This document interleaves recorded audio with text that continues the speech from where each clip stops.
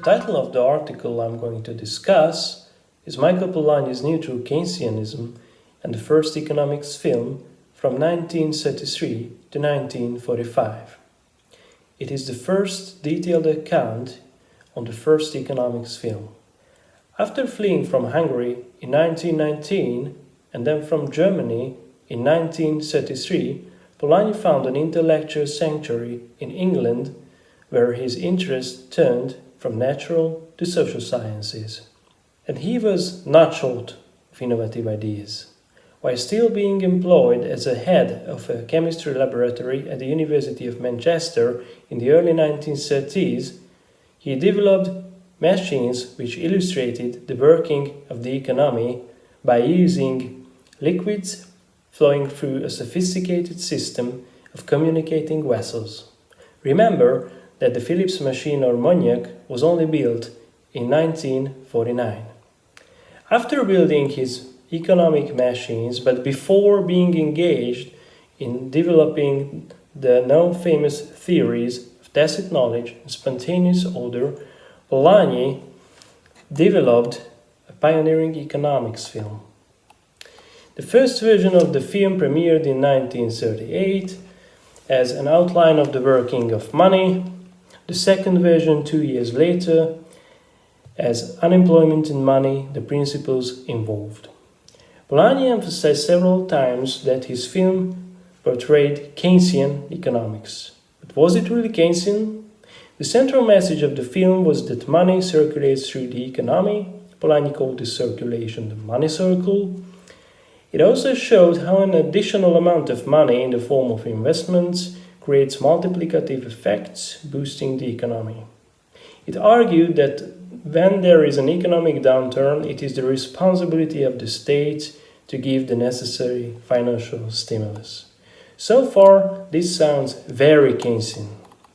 But Polanyi did not promote infrastructure investments and public works as form of this stimulus. He only promoted tax remissions and budget deficit. This, however, does not sound very Keynesian. Polanyi called this commitment to the forms of tax remissions and budget deficit as following a principle of neutrality. It is neutral in a sense that it does not favor any group of people at the expense of others. The policy affects the whole economy and everyone involved. The logic was that without discretionary decisions, there is no place for corruption, so the nature of the economic policy itself fosters integrity and liberty. Unemployment in Money was a diagrammatic film. It primarily used diagrams to tell the story. This is important because Polanyi thought that while diagrams guide the reason, photographs appeal to the senses. Since his aim was to convince and not to persuade his audience, he chose a diagrammatic method and did not use photographs or other vivid or realistic kinds of visual representations. The visual style was cartoonish, very similar to that of contemporary cartoons. Polanyi rejected labeling his film as a documentary because he thought that the main documentary view of the economy is a technocratic view, that is, a view focusing on the results of economic activity. Instead, he labeled his film as a non-documentary, having a commercial view, by which he meant a view that focuses on the processes and not the results of economic activity. He wanted to show what otherwise cannot be seen. He wanted to show the big picture.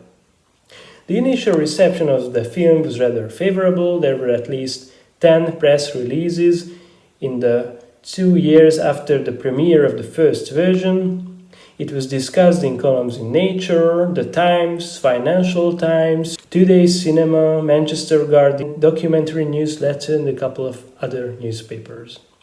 Most reviewers praised the novelty of the film. One reviewer even called it the art of a new Walt Disney. Economists, however, did not like the film very much. Most of them criticized it for oversimplifying complex economic discourses. Unfortunately, tutors did not like it either. In cooperation with the Workers' Educational Association, Polanyi got his film tested by at least 9 tutors in various British schools between 1941 and 1942. Experience from these test screenings showed that neither the schools nor the tutors were completely prepared for using educational films in classes. One tutor noted that it took 45 minutes for a technician to get a properly focused picture on the screen. Another indicated that there was no screen at all in his school, so they needed to improvise one. However, the most crucial critics were not related to technical, but to pedagogical applicability. One of the tutors claimed that the audio track of the film forced her to be silent during her own class. She felt deprived of the freedom to teach what and how she pleased. Some tutors complained that the narrative of the film made traditional blackboard work unnecessary. Others complained that the film made it necessary to do even more blackboard work because tutors needed to explain what was happening on the screen and why. Most tutors simply did not know what to do with the film. They did not know how to make it fit into a given syllabus and into their usual verbal narrative. As Polanyi's movie left the projection room and entered the classroom, its perception changed. From a hopeful novelty, it became an impractical curiosity.